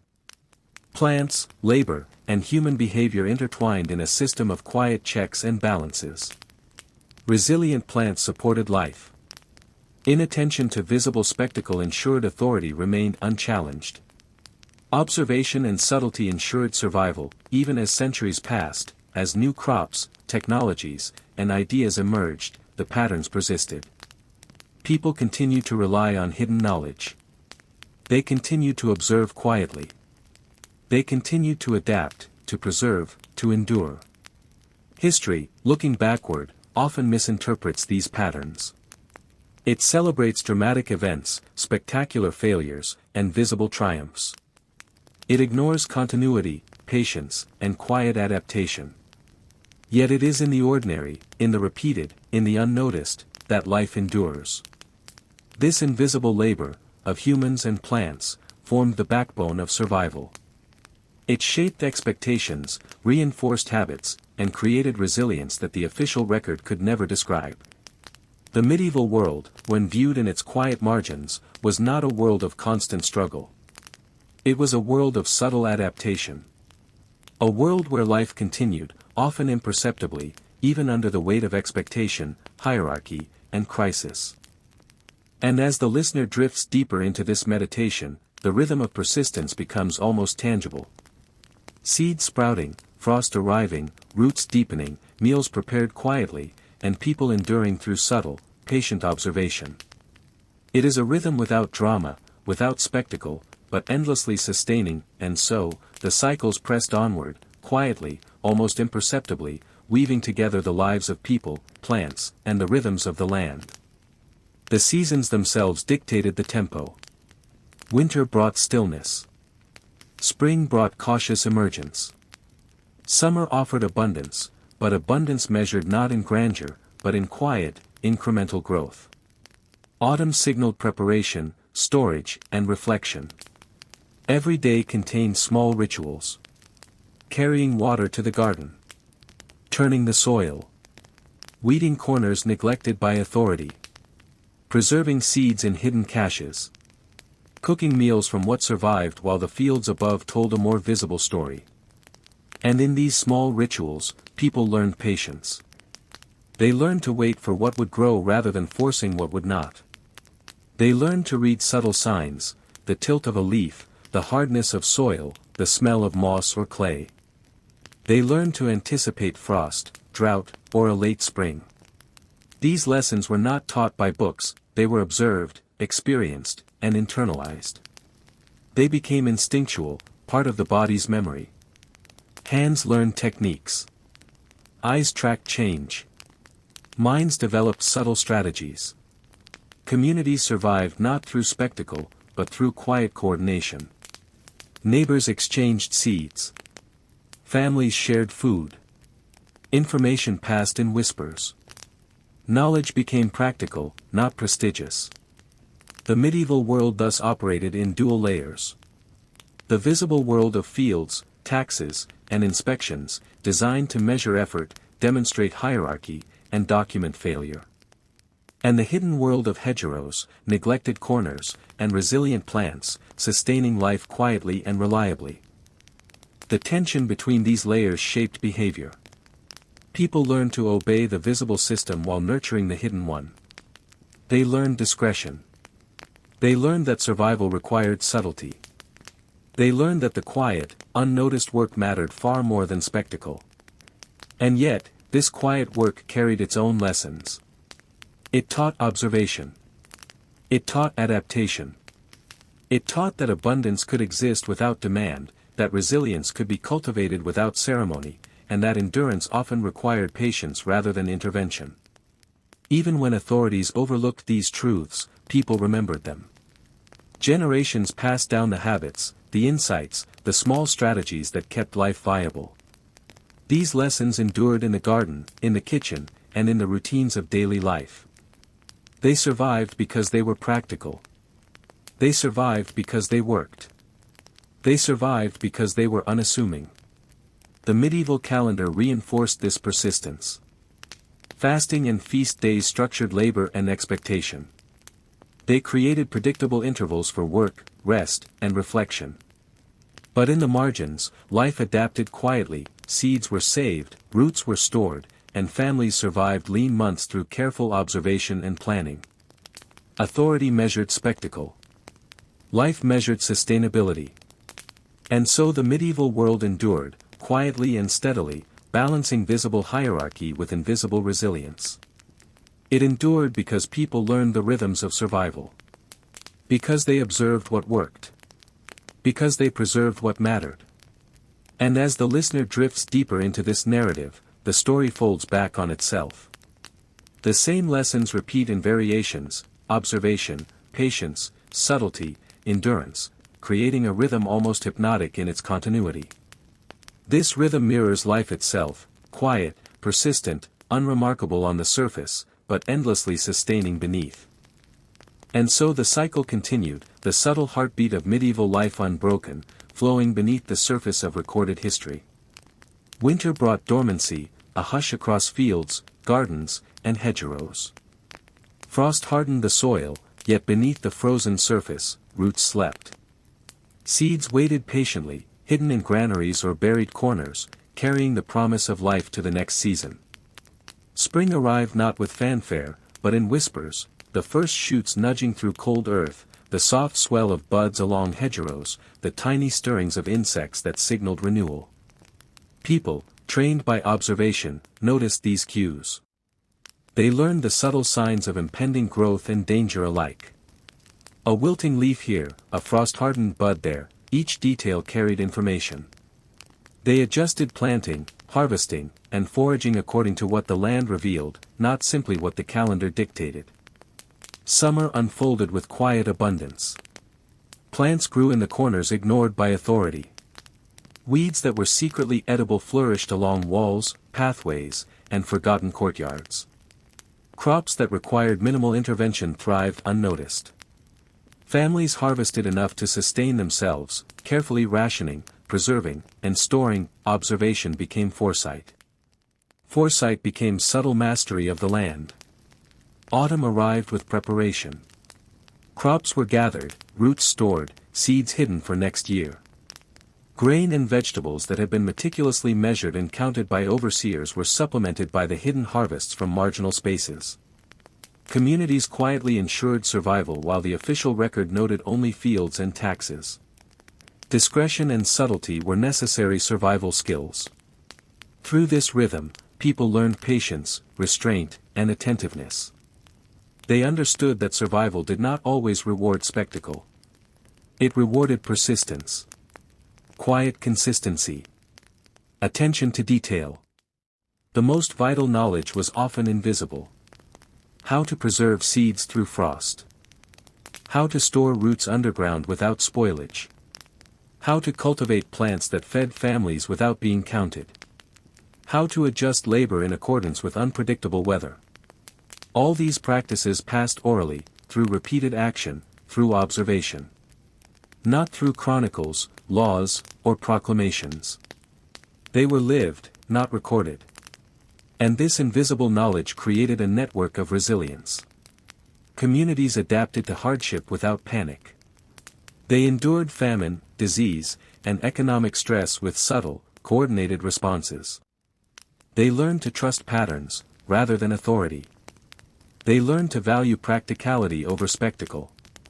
Even as the visible world emphasized hierarchy, effort, and dramatic failure, the invisible world ensured continuity. The quiet persistence of plants, of careful observation, and of small, unrecorded acts sustained life. It was not heroic. It was not celebrated. It was, simply, enduring. And so, as the medieval world repeated its cycles of labor, growth, and survival, people internalized rhythms that became second nature. They learned that success could be quiet. That abundance could be understated, that endurance often required discretion rather than recognition. The seasons repeated. The plants endured. The people adapted. And through it all, life quietly persisted. And as the years folded into one another, the quiet patterns of survival became almost instinctual. People learned to trust repetition more than authority. They learned to read the land with their senses, sight, touch, smell, even intuition. They noticed the micro-shifts that indicated a coming frost, a drought, or an unusually wet season. They knew where roots would survive, which plants would regrow without tending, and which weeds were secretly edible. The invisible rhythm of life became a teacher: patience, observation, adaptation. Children absorbed lessons without being taught.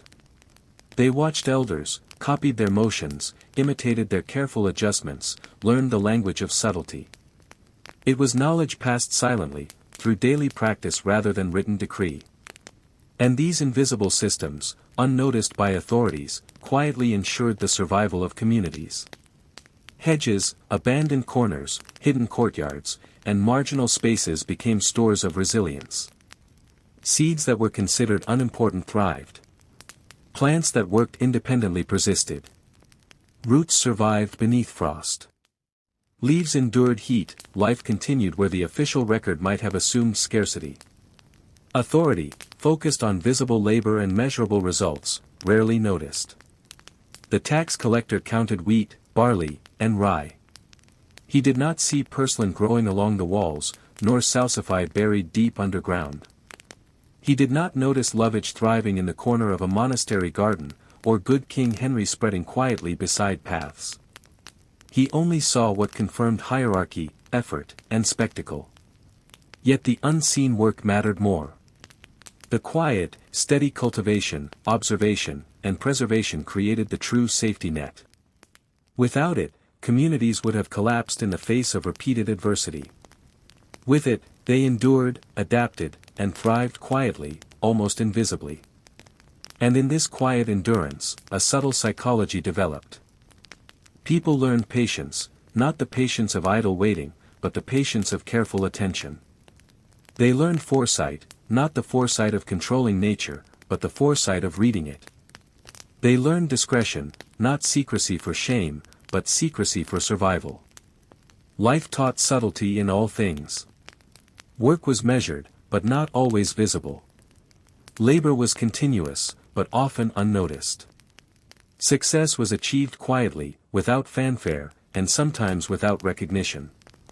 The cycles of planting, growth, harvest, and storage repeated again and again. They created rhythm, structure, and stability. Even when famine threatened, even when authorities demanded compliance, the quiet systems persisted. And so, medieval life was both fragile and resilient. Fragile in its dependence on measured fields and authority. Resilient in its invisible networks, its quiet observation, its adaptive people, and its plants that thrived without oversight. The real history of survival was not in the dramatic failures or spectacular feats. It was in the unnoticed patterns of life quietly repeating itself, year after year, season after season. It was in the ordinary, in the daily persistence that ensured enough, and as you listen, the rhythm of this persistence can become almost tangible. The frost arrives, unseen roots endure. The seed is hidden, quietly germinating. The labor is repeated, silently reinforcing life. The seasons turn. And life continues. And so the cycles continued, almost imperceptibly, yet persistently, weaving the threads of life into an intricate, unseen tapestry. People learned that survival was not a single act of heroism, nor a dramatic triumph, but a series of small, deliberate gestures repeated endlessly, turning soil carefully, observing sprouts, noting which roots survived frost, storing seeds in hidden corners, cooking meals from what persisted when official supplies faltered. Every gesture carried knowledge. Every repetition reinforced skill. Every observation strengthened foresight. Children, too, absorbed this rhythm. They watched, copied, and internalized the lessons of quiet endurance. They learned that patience was not weakness, but strategy. That subtlety was not cowardice, but survival. That life often rewarded those who noticed the unnoticed. Communities formed informal networks of resilience. Neighbors exchanged seeds discreetly, shared preservation techniques, and passed advice orally. Crops considered weeds thrived quietly, sustaining families even when authorities ignored them. Plants that worked without tending, like purslane, salsify, lovage, good King Henry, or skirret, were silently revered for their persistence. Authority, focused on spectacle, often overlooked these invisible systems.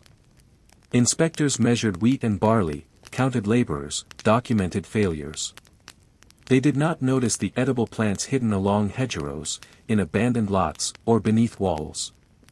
They did not see the roots stored underground, the leaves harvested for sustenance, or the seeds carefully preserved for next year. Their oversight allowed life to continue, quietly, reliably, beneath notice. And life did continue. It continued in kitchens and courtyards. It continued in whispers and shared habits. It continued in hidden fields and forgotten corners. Through this quiet persistence, communities endured famine, plague, drought, and social disruption. They learned to rely on observation rather than decree. They learned to trust subtlety over spectacle. They learned that independence, when discreet, was the foundation of survival. Seasons turned, century after century, repeating the quiet lessons. Winter taught patience. Spring taught anticipation. Summer taught attentiveness. Autumn taught preparation. These rhythms became internalized. Hands and eyes remembered what books could not teach. Bodies learned timing, endurance, and care. Minds learned foresight, subtlety, and discretion. Even when authority enforced hierarchy, labor, and compliance, these hidden systems persisted. They formed an invisible safety net, quietly maintaining life when the official system faltered. They preserved food, sustained families, and passed wisdom from one generation to the next. The medieval world was thus both fragile and resilient. Fragile in its dependence on visible control and recorded effort. Resilient in its invisible practices, its quiet observation, its adaptive people, and the hardy plants that persisted without supervision. And in this quiet endurance lies the truest lesson. Life continues not through spectacle or dramatic action, but through small, persistent, repeated acts of attention and care.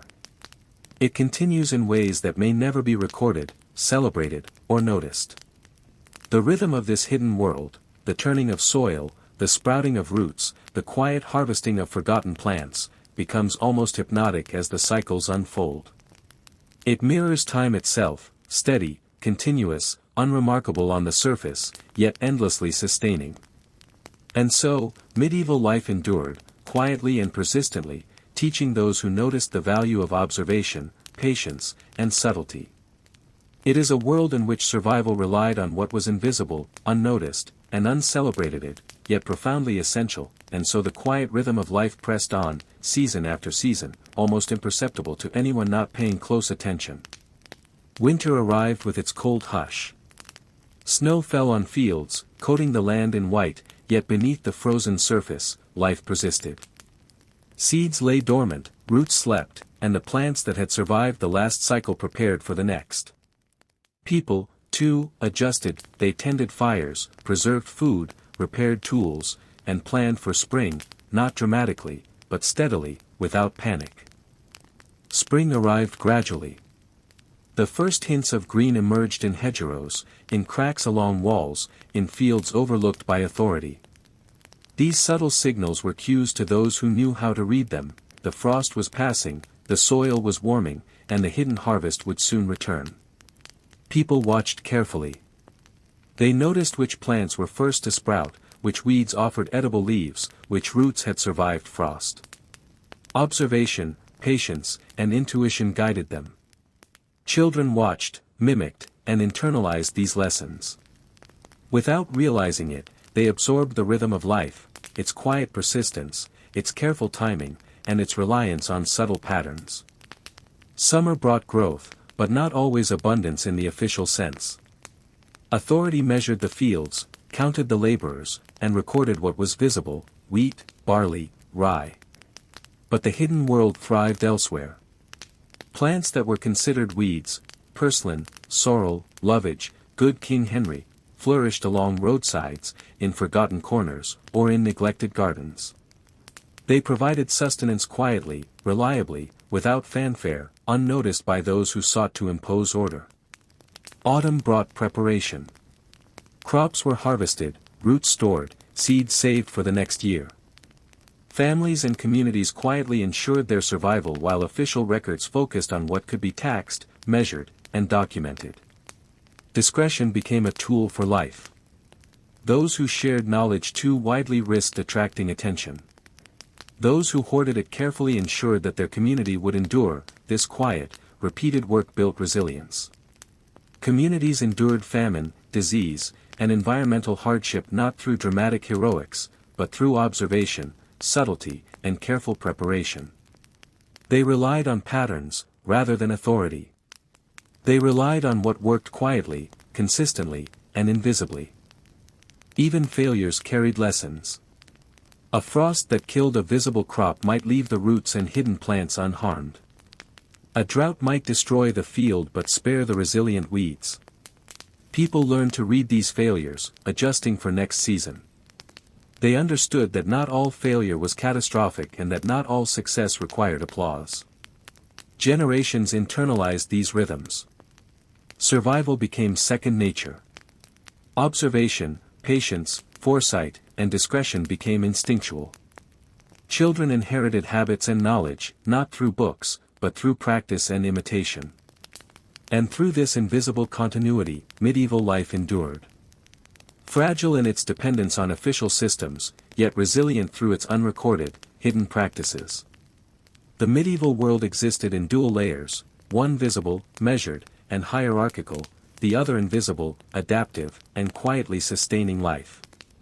The real story of survival, therefore, is not in the dramatic failures or spectacular victories recorded in chronicles. It is in the ordinary, repeated, unnoticed acts that preserved families, sustained communities, and allowed life to continue through centuries of uncertainty. The plants, the labor, and the people who observed and adapted all worked together in quiet harmony, forming a hidden backbone of resilience. Life persisted not because of authority or spectacle, but because of the patient, repeated, uncelebrated work of survival. And this quiet endurance, steady, persistent, and invisible, became the true pulse of the medieval world, and so the quiet, patient rhythm of life persisted, moving almost imperceptibly through the landscape, shaping the medieval world in ways unseen by chroniclers, officials, and rulers. The daily routines were simple yet profound, carrying water to plants that grew stubbornly along walls, hedgerows, and paths. Turning soil in patches too small to be taxed. Preserving seeds in hidden corners, tucked safely away from frost or greedy hands. Cooking meals from plants and roots that authorities ignored, yet which provided nourishment reliably year after year. These small, repeated actions became a kind of invisible literacy. People learned to read soil and sky, roots and leaves, frost and sun. They learned to anticipate patterns, when a drought would arrive, when frost might strike, when a plant could be harvested. Observation and intuition became more valuable than official guidance. Children absorbed this knowledge naturally. Watching elders, copying movements, and participating in chores, they internalized the rhythm of life. Without realizing it, they learned patience, foresight, and subtlety. They learned that survival did not always require dramatic effort, but careful attention to the small, unnoticed details of existence. Summer brought growth and quiet abundance. While the official fields were counted, measured, and taxed, the hidden gardens flourished. Purslane, salsify, lovage, good King Henry, and other resilient plants thrived without supervision.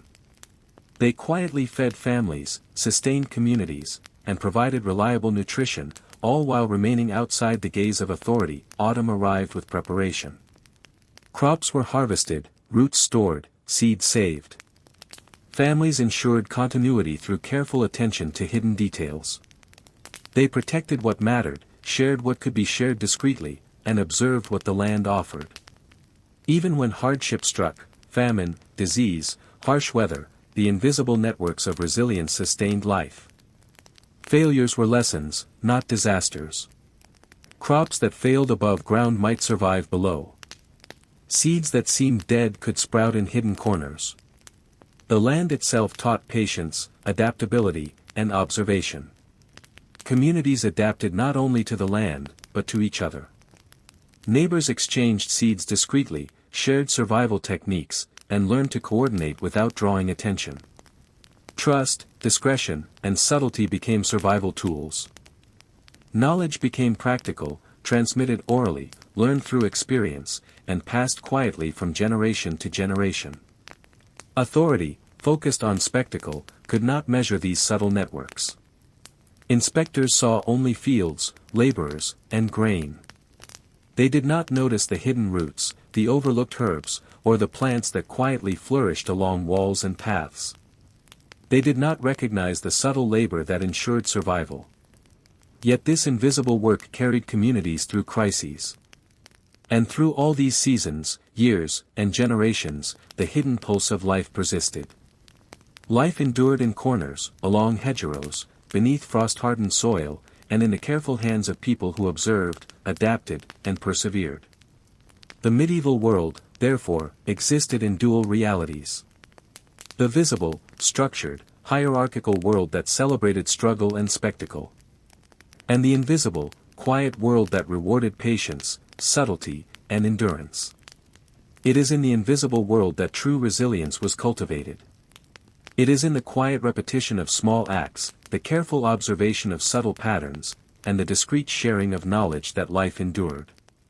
This quiet persistence, steady, patient, and largely unrecorded, formed the backbone of survival across centuries, and as this rhythm unfolds, almost hypnotically, it becomes clear.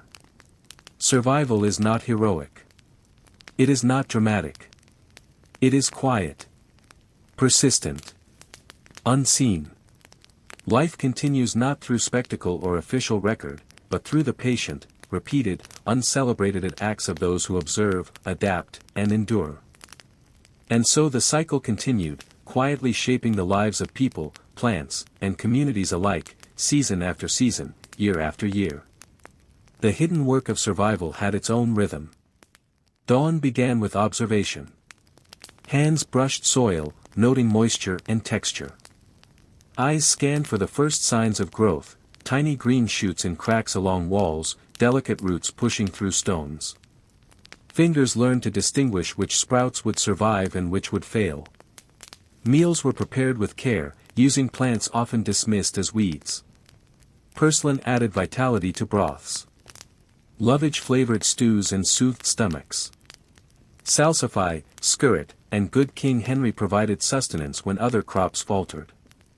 Nothing went to waste. Every leaf, root, and seed counted. Work continued quietly, almost invisibly. Hedges were maintained, hidden plots tended, seeds stored safely for the next season.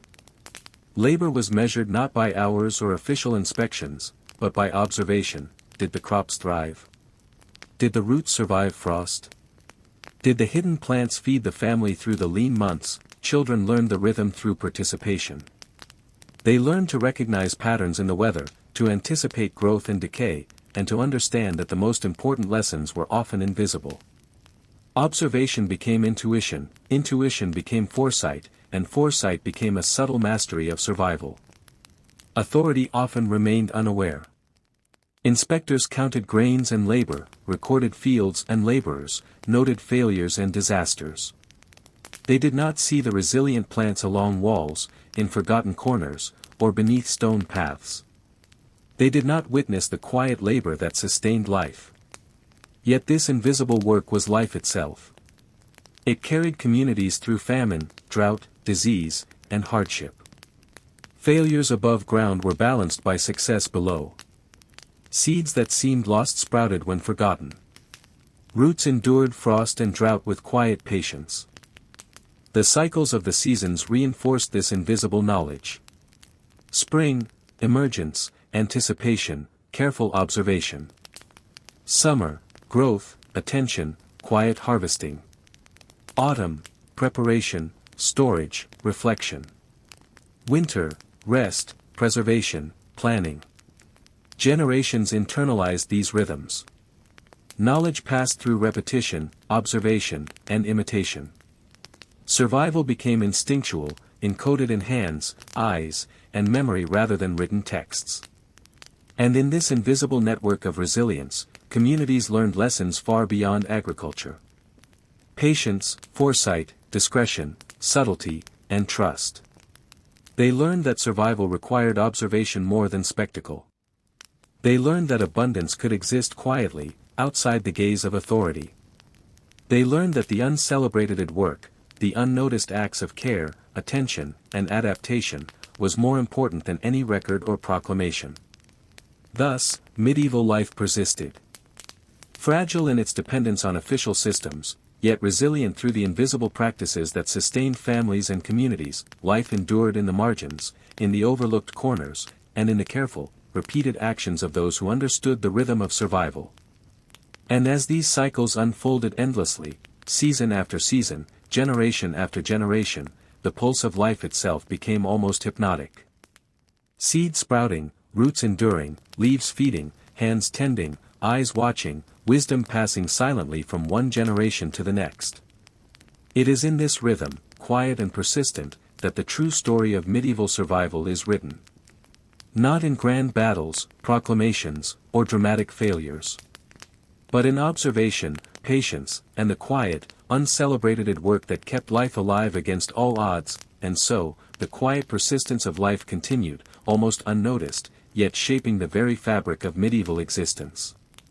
Spring turned to summer, and with it, the hidden gardens flourished.